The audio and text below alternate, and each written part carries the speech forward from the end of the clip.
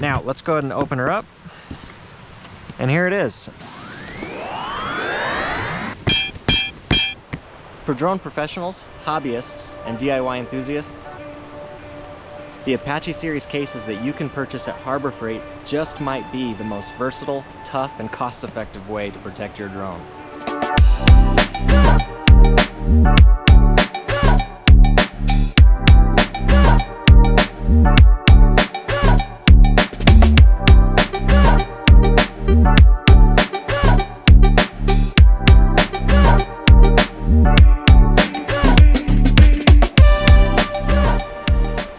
Just to show you guys how tough these things are, I weigh about 185 pounds on a good day, and we're gonna step on this. There's a little bit of squish, not a lot. Whew, almost fell off.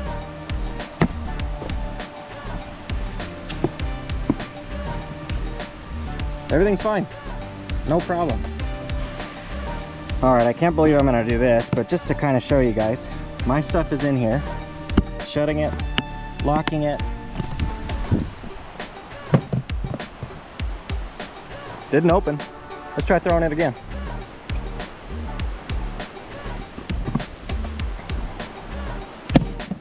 Ooh, that one sounded really good. Ah, let's see what happened. Look at that. Okay. Maybe this one came off, this one stayed on. Is everything good? Would you look at that? My little magnet came off, not a big deal. Drone is completely intact. Oops.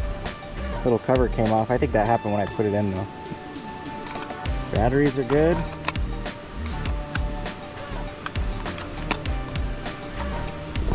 Any damage to the controller? No, there's not. A little dirty, but that's not from throwing it. There it is, guys. This thing's pretty tough. Well, after throwing it like that, I'd say that this case is Truck Dog Road approved. We have quite the epic scenery here to set the mood for talking a little bit about the case that we kind of DIY'd to house our drone. I will be sharing some images of the cost of this so that you can kind of do a cost breakdown to see if this is something for you. And I will also be sharing the links to some of the parts that we needed to make this work. So as a base here, I used the Apache 2800 case. Now, the Apache series is a brand that's sold at Harbor Freight. This particular size costs roughly around $29.99. But we actually got this on sale. If you're on their mailing list, they send out coupons all the time. And I actually only bought this for $20. Now you can get various sizes. This size works for me because I can fit it under my seat and it fits in my camper really well.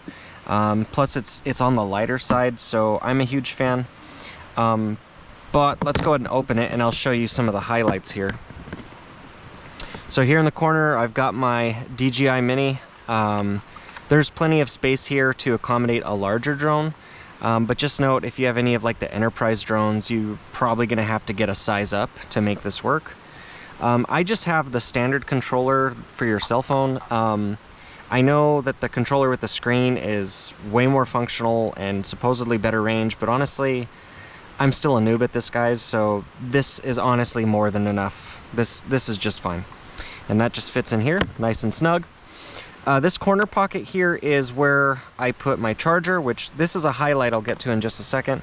But I've got all my parts in here. I've got different lenses, so there's my wide angle lens. We've got some filters here, which truthfully, I don't really use these that much, but they are pretty cool. I've got a little cover here to protect the front. I've got extra blades because it's not a matter of if, it's a matter of when you crash these things. So I love having this little storage for extra parts, just to keep the fun continuing. Now for the highlight. You'll notice the chargers here. You can buy these in, sometimes they have chargers that will charge 3 at a time, 4 at a time. I only had 2 batteries, so 2 at a time is enough for me. But you'll notice here on the side that I've got this little plug here. And if I undo this little water cap, you're going to see two USB-C ports here. Each one of these charges, the bottom one goes to my dual battery chargers here, and the top one goes to my controller here. So when I'm putting this in my vehicle, I can plug this into my cigarette lighter or to an EcoFlow battery or any other type of solar generator that you have. And I can plug these in. Bottom one's for battery, top one's for controller. Plug this in, and now I'm actually charging my devices externally. The problem I was having is that charging this stuff inside my vehicle, everything was just laying about. This was on the dash, this was in the seat, this was on the floorboard, like it was just kind of messy. So this way, everything gets buttoned up. I plug this in wherever I want and I throw it in the back seat, or I throw it in the camper, or whatever. This thing's pretty rugged.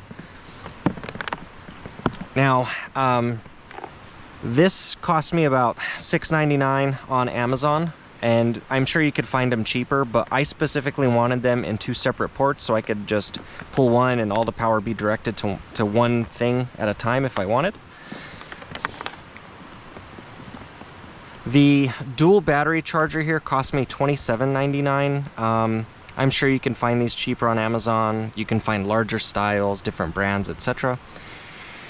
To make the controller here work, initially I had thought about laying it this way, but it just seems like it's taking up too much space for me, and honestly, I mean, it is perfect just like that. So to prevent this issue, right, because if I had it this way, then I'd basically be smashing the cable, I went and purchased this little guy from Amazon, and this cost me about $12.59, and it ranges because it's usually on sale for some unknown price. Sorry, we got some motorbikes down there. But what's cool about this is you put the little magnetic end on whatever you would like to charge, and it's just a USB-C. This has an elbow in it, and it just connects via a magnet, just like that. And this was initially designed to actually go underneath everything so that I could just plop it like this. And I did that for a long time, but what I found is that I wasn't always making contact on the bottom. It was just kind of hard to tell when I wiggled it into the right place. So just to make sure that I'm actually plugging it in, there's a little light on here when it's plugged in, and bada bing, we're charging, no problem. So let me go ahead and start taking this apart, and I can kind of start showing you how I put this together. It's really not difficult. So by peeling back the first layer here, let's go ahead and start taking some stuff out. Put my drone there, put my controller off to the side. And this comes in two layers. So you'll notice, here's the first layer.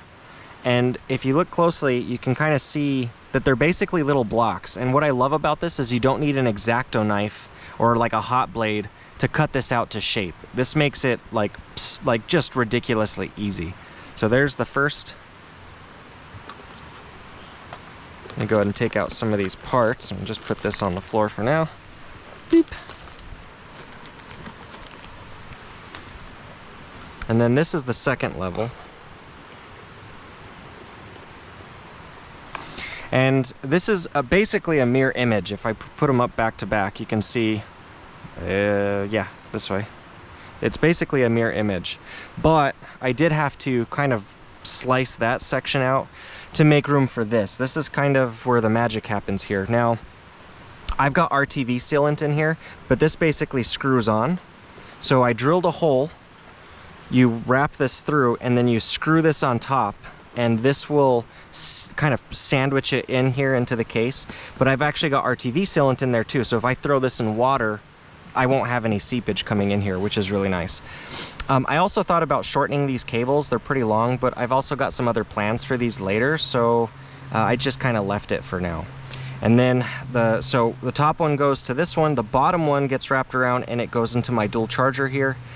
One thing I didn't think about that I wish I had thought about sooner is that if you notice on the side, they've got little battery indicators that will tell you how full each battery is. I really wish I had thought about this sooner, but in the future I might rip those out and solder like little cables to extend them and put those on the outside of the case so I could actually see from the outside how full everything is. That would be super sweet. But this is it, guys. You just screw this in. I wrapped them around and you're done. I would recommend in the future, and I do plan on doing it, but for the video I wanted everything to be removable. This will get glued down because when you pull out the batteries, this kind of moves around and it's a little annoying. You can also see that I took some of the blocks that come out of this and I put them sideways so that the drone sits on top, and that just elevates it a little more just so it's sitting flush on top. And then I've also got my trust certificate always here in the back. You guys just have this on you. It's important just in case. You don't want to get in trouble anywhere, so it just fits right back in there. And then I also have a tendency to put silicone gel little packs in my cases just to try to keep some of the humidity out, keep the jerky fresh, you know what I mean? So this is it, guys. It's really easy to show you how it goes back. Again, this just screws in here after you drill a hole, wrap the cable around. We'll take the first little layer here, and all of this is basically going to get glued down so it doesn't move, but I wanted to be able to show you guys how I put this together, and I wanted to be able to see if this is actually something like a layout that I want to keep, because I really wasn't sure there for a while. So there we go. That's the first layer. Quite easy. And you can just use super glue or whatever to get this thing to stick the way you want it. It doesn't really matter. Oh, the one thing I wanted to mention too, if you have an external like phone charger, like those little batteries that you can buy, I've also fit that in here and charge my devices when I'm on the go. So it doesn't charge everything very fast, but that's another option that you guys can do. And then you'd be able to charge even that from the outside. So that's a future project that we're gonna do as well. So now I can put all of my little parts here, all my blades and cables. I've got extra collision lights just in case. Some areas require them at certain parts of the day, so it's really important that you guys read up on where you are flying. Use an FAA approved app to make sure it's okay to fly where you are flying, because this day and age, a lot of drone pilots are ruining it for the rest of us, so try to remain as compliant as we can so that we still have the freedom of being able to fly places. Alright, so I got way too many screwdrivers.